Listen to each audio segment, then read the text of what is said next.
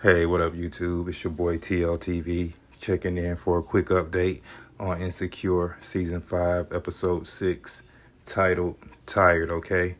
So, the title is more than fitting, I think, considering the way that this episode starts off. I think that a few things are actually tired. I think Issa primarily is starting to get tired of Nathan, which is evident by the way that the episode starts off with her daydreaming about the encounter she had with Lawrence and Condola at the hospital.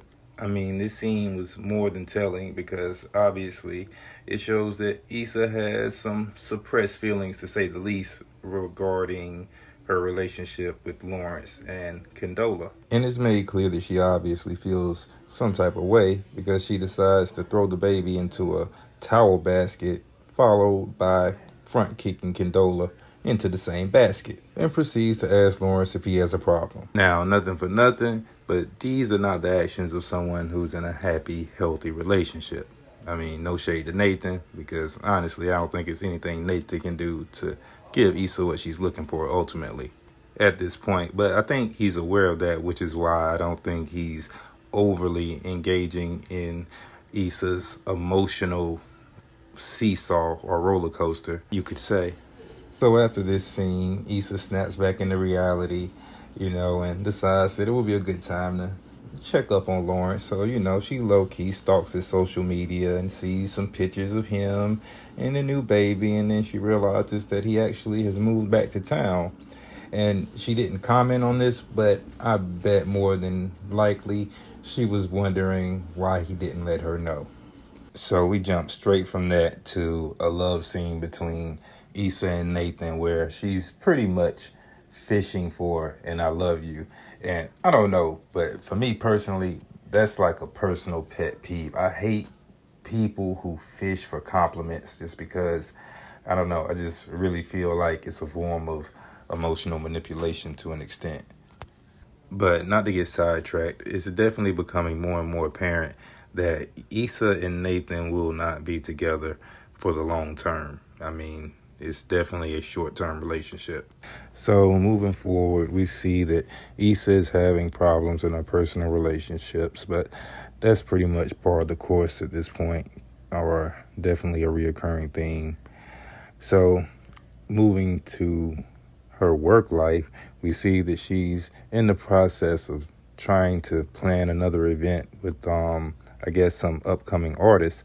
And they basically let her know that they're not interested in working with her after the way the situation went down with her and the artist Crenshaw.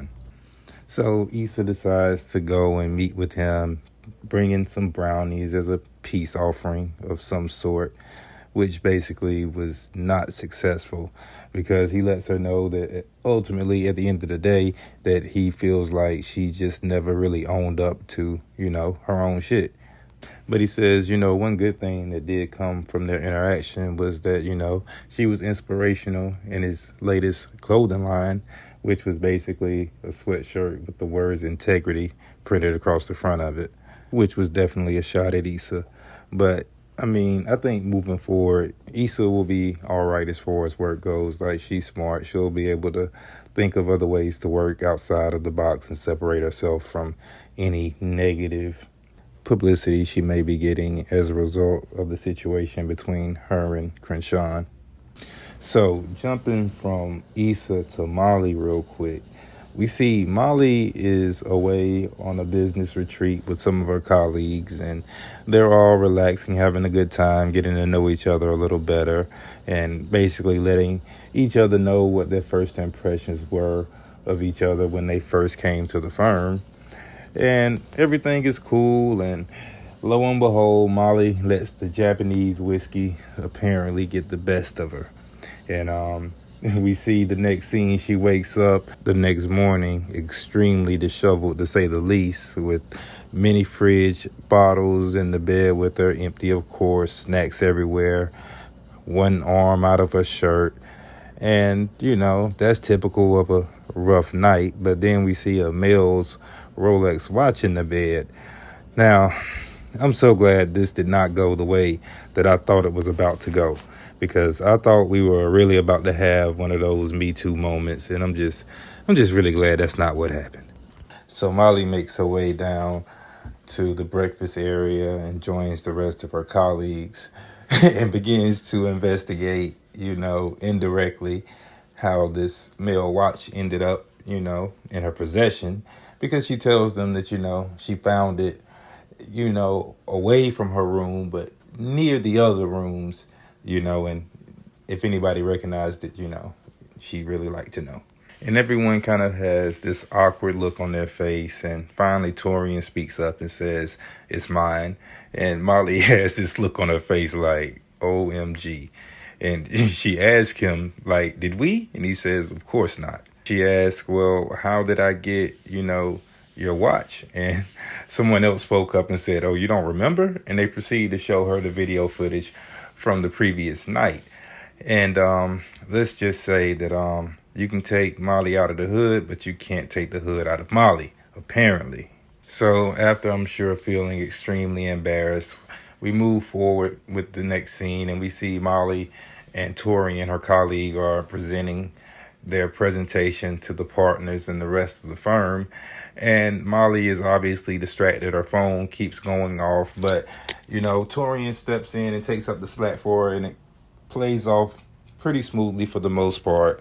So we move forward to that night where we see Torian and Molly having a drink, and they're making small talk, and Torian makes a comment about his back hurting, and Molly asks why, and he said, "Well, primarily for carrying that whole presentation by myself."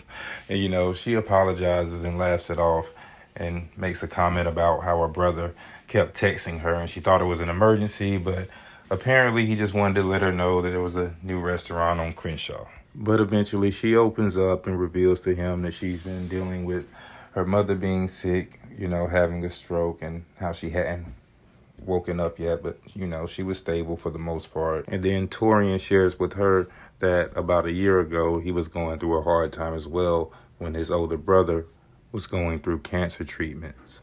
So we see the two of them have a moment to bond and get to see a side of each other that they weren't necessarily aware of previously.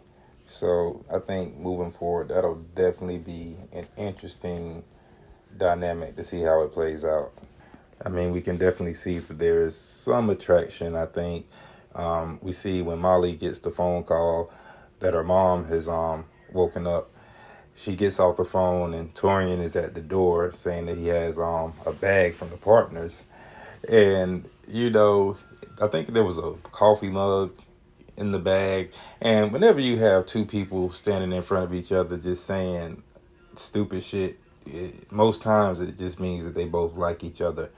So, I don't know. I think Torian and Molly could actually be a pretty good match for each other. So, we'll see how it goes. But backtracking a little bit to Nathan, we see a situation with Nathan at the barbershop where he basically takes one of his co-workers or another barber's client, and he basically was saying that he was doing him a favor by not having his client wait when he was running late. The other barber, Suge, however, did not take it as well as expected. And when the verbal aggression begins, it kind of takes a left turn and gets a little low. And Suge basically calls him crazy and makes a point that he is bipolar. And, it made me think of something. When we call people crazy, it can be extremely dismissive, for lack of a better word. But I must say, Nathan, he handled that situation better than most, because I think at that point, I think I would have had to pull Buddy Card. He would have had to really show me that he was really about what he was talking about. Because, men know that you just can't say anything that, there are certain words that are considered fighting words, and that's just what it is. So, So fast forward to the end of the episode, we see Issa and Nathan are wrapping up their day, about to have dinner. And Nathan is telling her that, things aren't really going that well for him at the shop, and maybe LA just wasn't necessarily a good move for him, and he's considering relocating potentially. And Issa gets pissed instantly and uses this as an opportunity, I feel, to basically vent her frustrations. And she makes the comment, "So that's what this is about." And she follows it up by saying, "I told you 3 weeks ago that I love you, and you basically never addressed it. And now you're talking about leaving LA. Like, how do you think that's supposed to affect me?" And Nathan brings up a good point and was like, "Why does it always have to be about you? Like, you never even once asked me what I was going through or why he may feel the need to leave." And Issa responds by saying that, of course she was, but the fact that he's getting so defensive, is alarming. And he was like, "I'm defensive because you're accusing me of being not committed. And the whole time, you're the one that's been inconsistent." And we see the reoccurring theme of Nathan telling Issa that she's all over the place again. So they basically end the conversation or the argument by just agreeing to drop it at the moment. And the episode concludes with them basically having dinner, sipping wine on opposite ends of the couch. And ultimately, it's just foreshadowing the end of their relationship. Like I said from the beginning, it's apparent that it was intended to be a short-term relationship. But I don't really know where that leaves Issa moving forward. If she reaches out to Lawrence and, possibly tries to rekindle that situation. But for some reason, I don't see that being the end game. Like, the further we get into the season, I kind of have a strong feeling that Issa will ultimately end up being alone at the end of the season. But yeah, that's it for now, guys. TLTV, checking out. Like, comment, subscribe, share. Let me know what you think down in the comments.